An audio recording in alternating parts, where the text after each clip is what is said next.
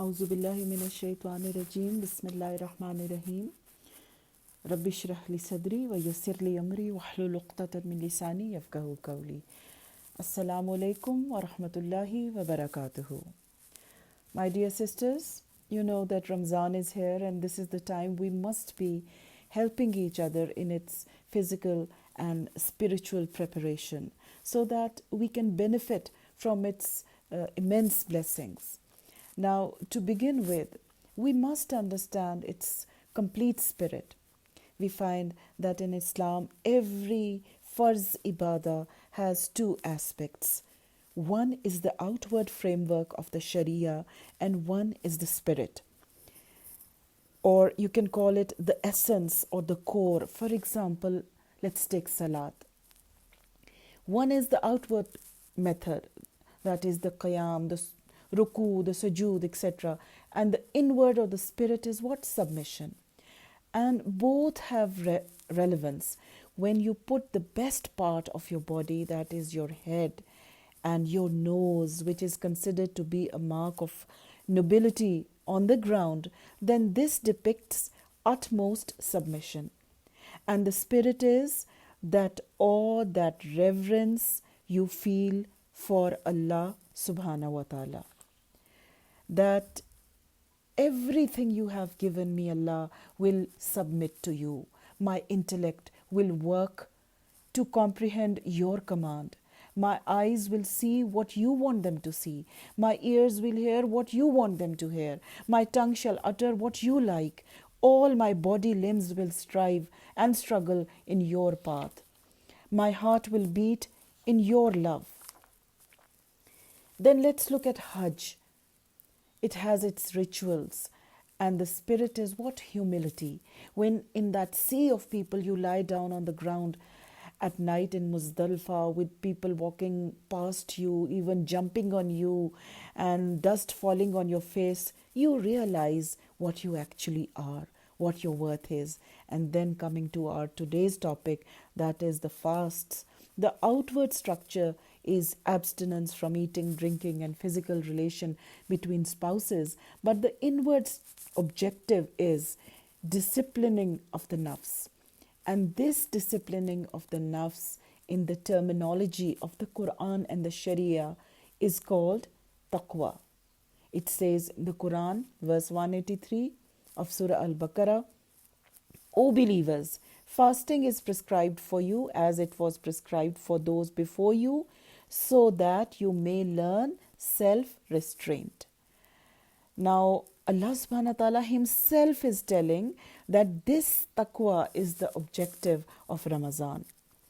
Now, what is the relevance of the inward and the outward structure of fasting? That I am hungry, the food is well within my reach, no one is watching, but I won't eat, Allah, because you have forbidden me.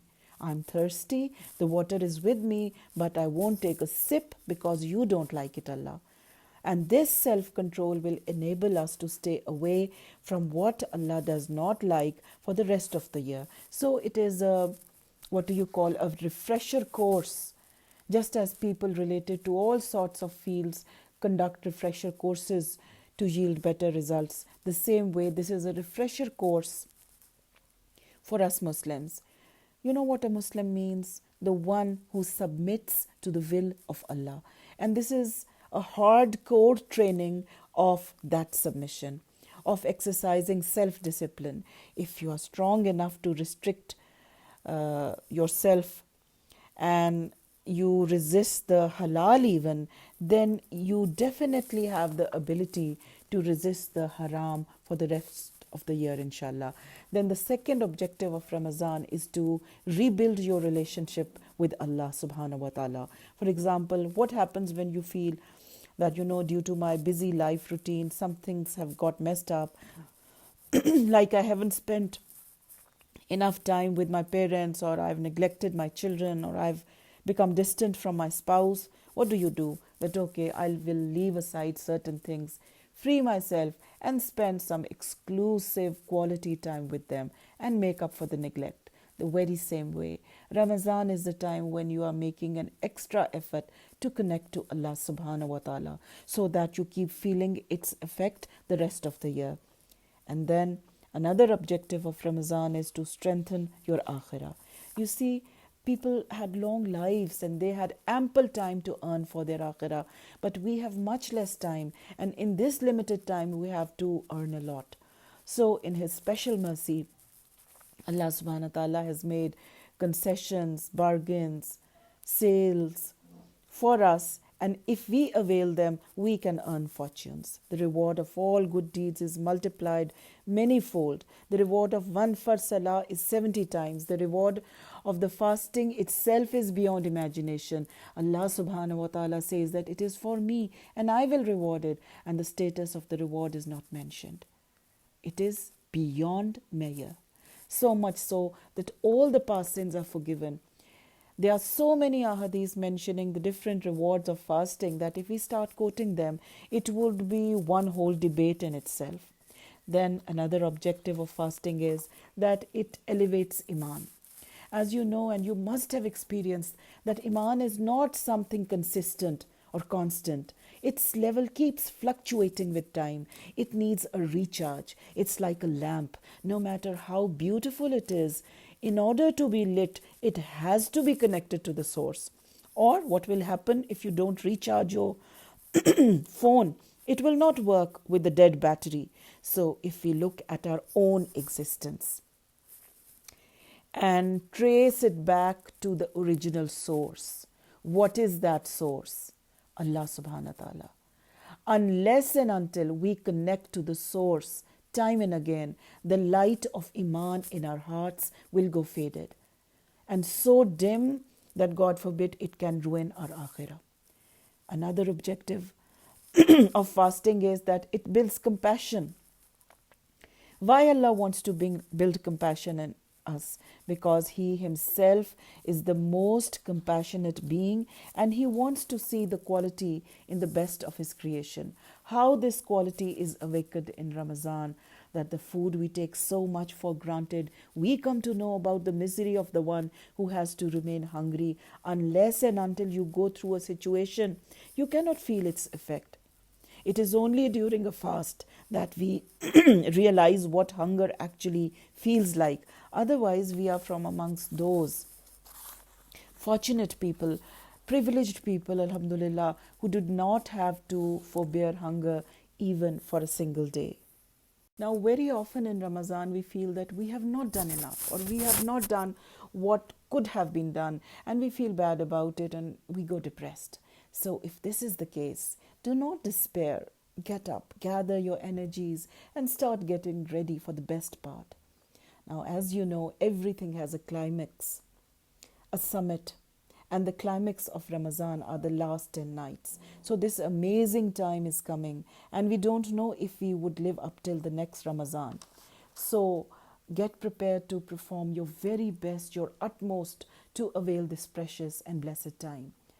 So now we will go through some practical tips to make this most valuable time more precious and beneficial and productive. First of all, we must realize that the bigger objectives need bigger plannings. Now, although we have planned for Ramadan, but now let's recheck and revise those plans. This planning needs to be done again, because in order to do quality ibadah, you need primarily good health, mental fitness. So in our first step, our menu should be well planned, making sure that you eat healthy, nourishing food, not that you fill the table with a variety and eat to your heart's content. This sort of an approach is going to make you sick and lethargic. Then for the mental fitness, if your mind is cluttered with unruly thoughts, unruly works, unruly obligations, you must sort them out and settle them beforehand. You can make a list and see that everything gets organized well. Then you can make a clean, peaceful and cozy corner of your house for your exclusive ibadah, which has no distractions. Then we need to revise our spiritual planning too. That is reviving your intention to exert your utmost energies to make the best of the coming time. Along with it, making excessive dua that Allah, Give me life, give me ability, give me motivation, give me circumstances, give me afia to make the best of this coming time. So much so that you are pleased with me, so that my past sins are forgiven, so that I am delivered from the fires of hell. And this dua carries great benefit for us. We find that the Salaf used to make such duas. The benefit of this intention and dua is that number one, because of it, Allah subhanahu wa ta'ala, inshallah, will help you to derive this maximum benefit. And secondly, even if you could not make it due to some unforeseen reason and this is not up to the mark, you will be rewarded for the intention, inshallah. Then we have to consider this fact that whatever ahadith we have about the blessings of fasting and Taraweeh, it is accompanied with a condition. And what is that condition? Iman and ihtisab. Iman means that whatever good, whatever ibadah you are doing is being done with the intention and yaqeen that your Rabb is watching and He will reward you, inshallah. This is Iman. And the second condition, ihtisab. Ihtisab is taking your own account, checking your own self, your tongue. There should be no lies, no backbiting, no displays of bad ikhlaq, nothing that angers Allah. And there's a hadith, the gist of which is that if one does not leave lying and gossiping, then Allah does not want your staying thirsty and hungry. So we must take care of these two things, Iman and ihtisab. Then regarding the organization of our ibadah, of our last 10 nights, now we feel that there's a trend that the 27th night is full of reverence and ibadah. This should not be so. All nights should be sought, and in the books of ahadith, every odd night in the last 10 days have a reference of being the Laylatul Qadr. So it could be any. And Allah subhanahu wa ta'ala honors this night so much that its ibadah is better than the ibadah of 1,000 months. Angels descend, such a blessed night. This night is blessed because the Quran was revealed in it, and the night became blessed because of the Quran. Imagine how blessed the Quran itself is, because of which this night is blessed. So according to the Sunnah, we have to exert our utmost and also encourage our families and friends to do their best during these nights and days as well. And regarding that night, it's not necessary that you see something like people say that you see the trees bowing down or something like that. Actually, in any of these nights, when you feel that it's just you and Allah subhanahu wa ta'ala, and you feel a strong bond, you feel the sweetness and awe of this connection, then this is your night of Qadr. And even during the days, there is so much that can be done. Like you can read Chasht, Ishraq, Awabin. They are the same salahs but different timings. Ishraq is early morning, Chasht is around 10, Awabin before the Zawal time. And if you want, you can take a taste of all three or just one. Then you can keep a book of Masnoon du'as and read them at different intervals. Put a mark where you end and then resume from there and read them at least once during the day. Then you can fix certain azkar on different timings. Even while working or driving, you can read tafasir, you can listen to tafasir, you can read books of seerah. All these avenues are there. You don't have to do all, but you can pick and choose according to your own capacity.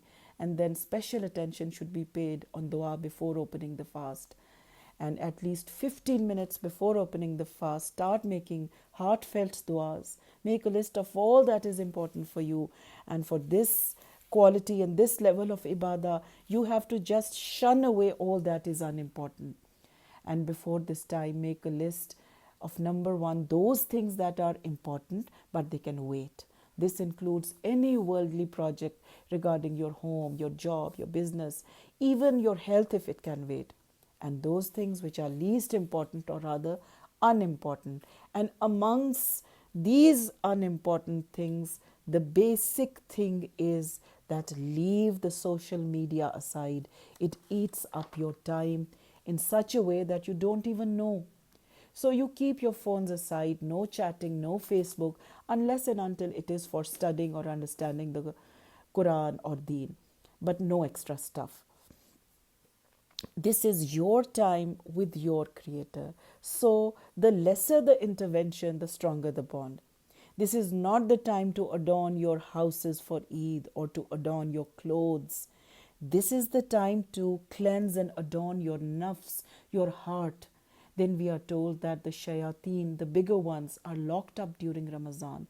This is symbolic too. You know that there are so many chances of khair, of good, that shar or evil is behind the wall. Only a very unfortunate person would leave all the khair and opt for the shar. And once the Prophet of Allah sallallahu alaihi wasallam stepped down from the pulpit, and on every step he said Ameen. And when he was asked why he did that, he said, Jibreel alayhi salam came to me and said, destroyed is the one who found Ramadan but still could not manage to get forgiveness. And I said Ameen. Then he said, destroyed is he who found one or both of his parents in old age but could not earn Jannah by serving them.